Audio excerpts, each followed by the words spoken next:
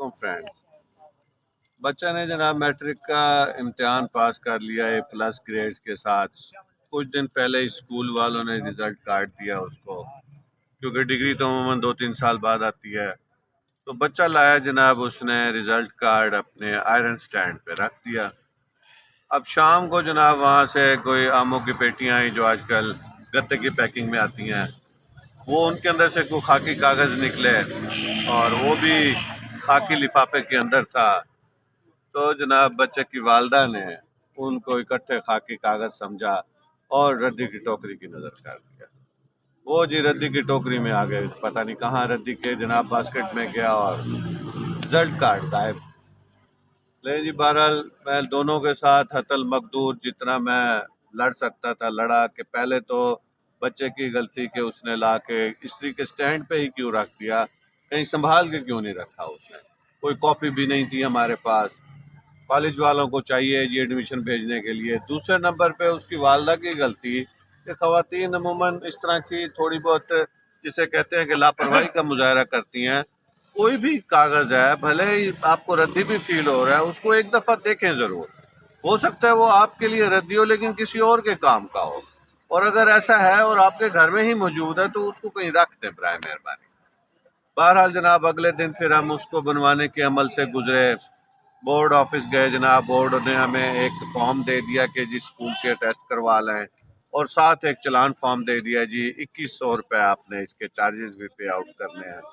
وہ جناب ہم نے اس کے بعد ایک ایفیڈیوٹ بھی بورڈ کو چاہیے تھا والد کی طرف سے، وہ ایفیڈیوٹ بھی جناب ایشو کروایا، تحریر لکھوائی اس کے اوپر کہ جی ہم دوبارہ اگر مل گیا ہمیں جو ہمیں نہیں مل رہا تو ہم آپ کو واپس پہنچائیں گے۔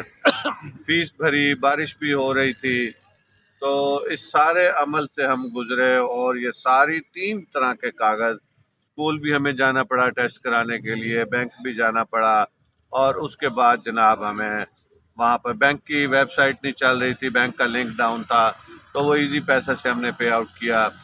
شام کو تینوں چیزیں ہم نے جا کے دیں، تو کوئی ایک دوست ہے میرے محسن رانا محسن، یہ ساری بھاگ دوڑ انہوں نے ہی بیسیکلی کی۔ ان کا کوئی بورڈ کے دفتر میں جاننے والا تھا، وہ جاننے والا ان کا تب بنا جب ان سے اپنا میٹرک کا سرٹیفکیٹ گم ہو گیا تھا، اور ان کے والد نے کہا بیٹا جا کے خود بنوا کے آ۔ تو بہرحال شام کے 4 بجے انہوں نے بارش میں بھیگتے ہوئے مجھے لا کر سرٹیفکیٹ دوبارہ دیا، اس کی کاپیاں بھی کرائی ہم نے، کلرڈ کاپیاں بھی کرائی۔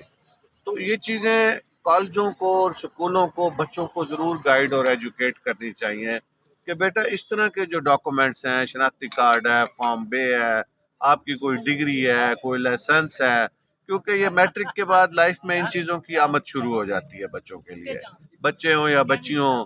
تو سکولوں کو یہ چاہیے کہ اس کے اوپر خصوصی بچوں کو بریفنگ اور لیکچر دیں کہ بیٹا اس طرح کے جتنے بھی کاغذ ہیں سب سے پہلے تو ان کی کاپیز کرائیں، کلرڈ کاپی بھی کروا لیں اور ان کی فوٹو سٹیٹس بھی کروا لیں، پھر ان کو اپنی ایک فائل کور بنا کے اس میں کہیں محفوظ رکھیں، کیونکہ اس طرح کے کاغذ جب گم ہو جاتے ہیں تو وہ آسانی سے نہیں بنا کرتے۔ ابھی کوئی مجھے بتا رہا تھا کہ اگر یہ آپ کی اوریجنل ڈگری ہوتی تو اس کے لیے آپ کو تھانے میں رپورٹ بھی کرانی پڑنی تھی، وہ کاغذ بھی ساتھ لگنا تھا، پلس اخبار میں گمشدگی کا اشتہار بھی دینا پڑتا تھا، مطلب یہ فٹیگ کا پروسیس تھوڑا اور لمبا ہو جاتا۔ عموماً بچے ان چیزوں سے لابلد ہوتے ہیں، اور خواتین کو بھی ان چیزوں کا پتہ نہیں ہوتا کہ ہمارے ہاں جو وہ ایک سرخ فیتہ ہے، ایک چیز پروسیس میں بن کر آ گئی ہے وہ کوئی مشکل نہیں ہے، وہ پروسیس میں آ جاتی ہے، لیکن جب ایسا کوئی کاغذ آپ گم کر کے آؤٹ آف پروسیس انٹر ہوتے ہیں تو وہ ایک بہت ہی مشکل اور تکلیف دہ قسم کا مرحلہ ہوتا ہے۔ جیسا کہ میرا شناختی کارڈ یونیورسٹی میں میرے کمرے میں میرے ہوتے ہوئے سوئے ہوئے میں بیمار تھا، کوئی سویپر آیا اور اٹھا کے لے گیا، بہرحال اس نے کمال مہربانی کی کہ اس کو لیٹر باکس میں پوسٹ کر دیا، اور 2-2.5 مہینے بعد وہ مجھے واپس مل گیا۔ تو اسکولوں کالجز سے میری یہ ریکویسٹ ہے کہ بچوں کو اس چیز کی بھی ٹریننگ ضرور دیں کہ اپنے جتنے اس طرح کے ڈاکومنٹس ہیں ان کو سنبھال کر رکھیں، تاکہ کسی بھی قسم کی مشکل صورتحال سے دوچار نہ ہوں۔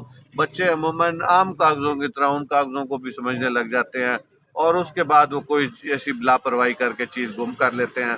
اور خواتین سے بھی میری گھروں میں ریکویسٹ ہے کہ وہ کسی بھی کاغذ کو جس کے متعلق ہے اس سے چیک کیے بغیر، یا کوئی بھی کاغذ ہے، لفافہ ہے، اس کو ایک دفعہ کھولیں، دیکھیں اندر کیا چیز ہے، ہو سکتا ہے اس لفافہ آپ کو باہر سے جو بیکار نظر آ رہا ہے اس کے اندر کوئی قیمتی کاغذ موجود ہو.